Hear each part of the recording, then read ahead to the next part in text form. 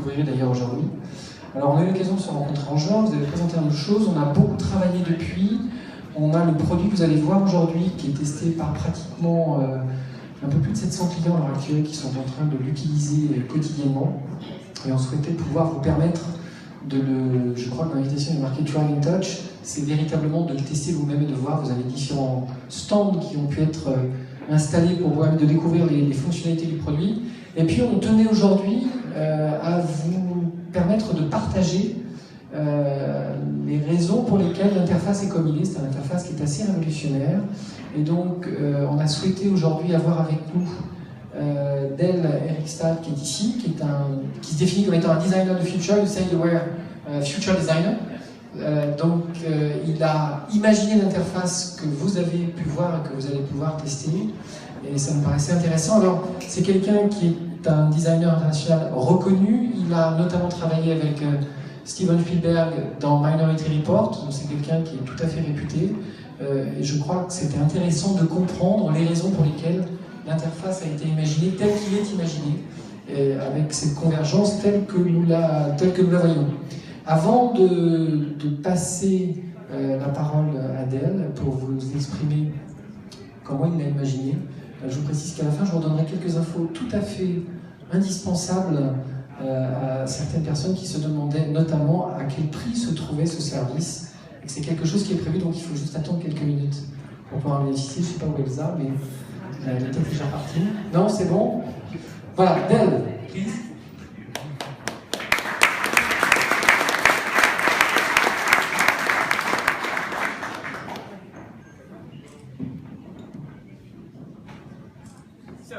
I'll talk loudly. We need that for the camera. Oh. So sorry, we need the sound. So yeah, thank you very much. It's very good to be here for a number of reasons. One of them, for me personally, is that I worked with the I Feel Smart guys in the room here for about 2 years. This was a number of years ago, but and it was for me because I've worked a lot on television and television design. I'm from the U.S. You can probably tell from my accent. I was there worked about 40 years in Hollywood on many different types of projects around television and other kinds of interface. So it's really exciting for me to see this newest one that I've worked on more recently actually happening, and it's very exciting. And I commend Bouygues for its vision because there's steps here to move. Take a step into the future. It's like it's really really terrific. So, and I look forward to following how it develops and all that. So, I wanted to show a few things here. So, I'll say a couple things. I'm going to keep mine short so we have some time to continue to talk and to look at the various screens around here now. So, but. I often say that all good interfaces have three qualities to them. One is that they're simple, they're also powerful, and they're also engaging. Those are the three things that if you have all three of those, you have a very good interface. The two that combined are interesting are simple and powerful, because you can imagine in today's world where it's a complex thing for a customer with all the options and all the choices and types of media, it can be confusing because you have a lot of options.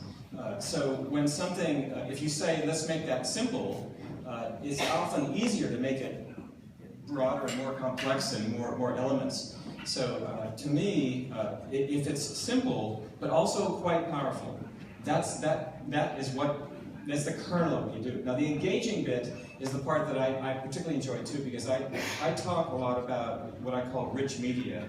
I'll show you this next slide here. So these are some keywords for what I try to look at for any interface. One of them is to make it clean.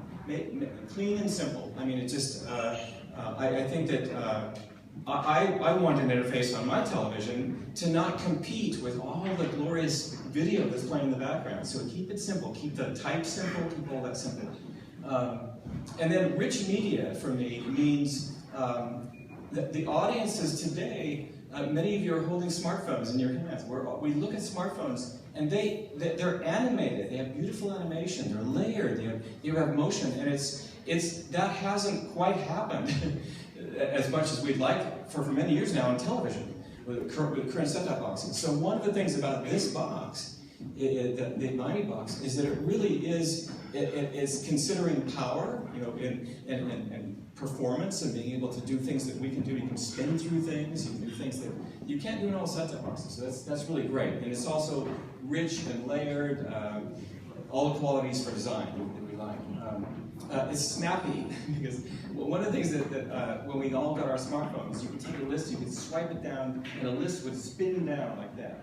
So I challenge you to try to do that on other kinds of set-top boxes. You just can't do that. So this device, you can actually, this box, actually has a lot of power that starts to match that kind of feel that you get from your smartphone.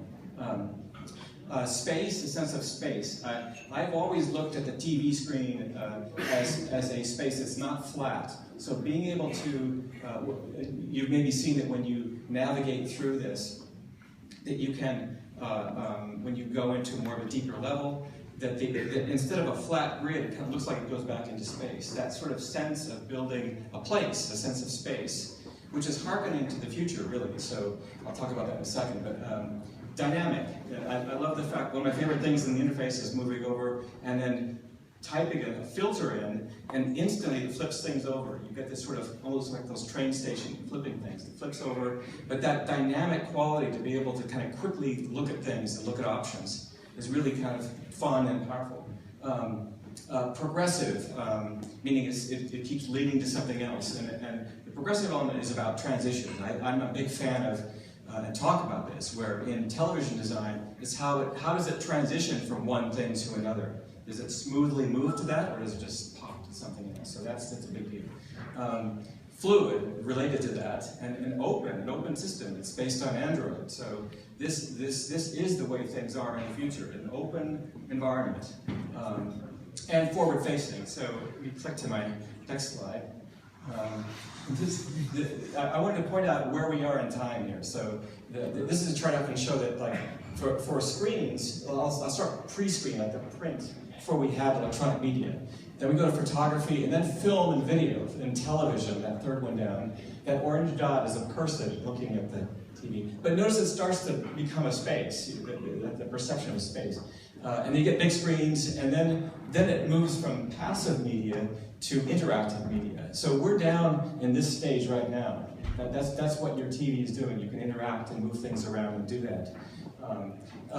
What's happening, I'm actually working in some of this, which is headed, we've seen Oculus, we've read about Oculus, we've read about Google Glass, and we've read about augmented reality. Some of the augmented reality in particular is interesting because it moves the graphics, say for an interface, off the screen. So that could be 5 years from now what we may be navigating with. So that's interesting, but it's I like to think that design can be done now and work with today's technology, but it starts to lead into things. The sense of dimension, the sense of snappiness, the sense of other things. That's leading to what we want in the future. So, and this is just a diagram about that sense of space. This new space in front of the TV, between TV viewers, the new space. And I might mention that when we were first developing the Miami platform, that we had it running on 3D TV, and you could take the grid, and those would actually seem like they floated in the room. It was really interesting to navigate. It's a little peek into the future there sometimes. So what I'd like to do now is this that's running is the interface, which you'll see back there. But this is just showing certain things like the progressive engagement, meaning it's very important that sometimes we don't feel like we need to go clear into a deep interface. So that first step in stages of moving in, that's the progressive engagement, which is an important element. There's a flow to it. It flows through by animation. Animation design means that it segues from one thing to another like this. It doesn't jump and pop to something else. And it has a flow to it, it's dynamic, it's consistent. So rather than try to point out all the elements here, you can see all those after we're done here, and you've already seen it on the interface. But this sense of movement to go from one thing to another is a core element. I think that may be all that I was going to say, but I wanted to I've really enjoyed meeting the folks from Bouygues here, many of them,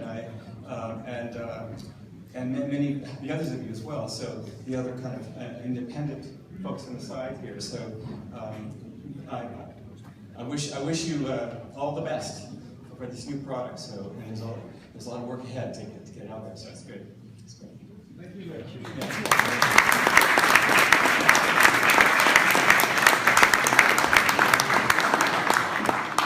Merci d'elle pour nous avoir fait partager les raisons pour lesquelles le design a été fait ainsi, et cet enthousiasme dans la vision de la façon d'impliquer l'utilisateur et le navigateur qui se trouve de l'autre côté de la télévision. Je remercie également l'ensemble des partenaires qui sont là aujourd'hui. Vous avez les gens de Spileo qui sont ici, les gens d'IFS également. Merci pour le travail qui est fait, qui donne des résultats qui sont tout à fait probants. Vous allez pouvoir vérifier, valider. Vous avez même ici la possibilité de regarder ce qui va sortir encore un peu plus tard, puisqu'on vous a mis un coin un peu là dans lequel on vous présente ce sur quoi nous sommes déjà en train de travailler au-delà de ce produit qui va donc arriver chez nos clients, pour nos clients, à partir du mois de janvier. Le mois de décembre, c'est plutôt traditionnellement un mois qui est très réservé aux mobiles, donc ça ne fait pas exception. Donc le mois de janvier, nous allons consacrer à l'introduction pour nos clients en priorité, puisque vous avez peut-être vu qu'on a mis un hashtag tous nos clients d'abord, qu'on est en train de pousser de plus en plus. Eh bien, donc, nos clients auront accès à ces box dès le mois de janvier et ils pourront le faire à un prix de lancement qui sera donc de 25,99 €. Donc voilà, vous avez le tarif, vous avez la date et vous avez maintenant la capacité à aller de stand en stand pour pouvoir le tester, naviguer et vérifier comment l'interface et la puissance de l'interface et la puissance de l'écosystème, qui est d'ailleurs rendu possible grâce à nos amis d'Android que je vous laisse ouvrir dans le coin de la salle là-bas à droite. Voilà, merci beaucoup, bonne navigation et bon test.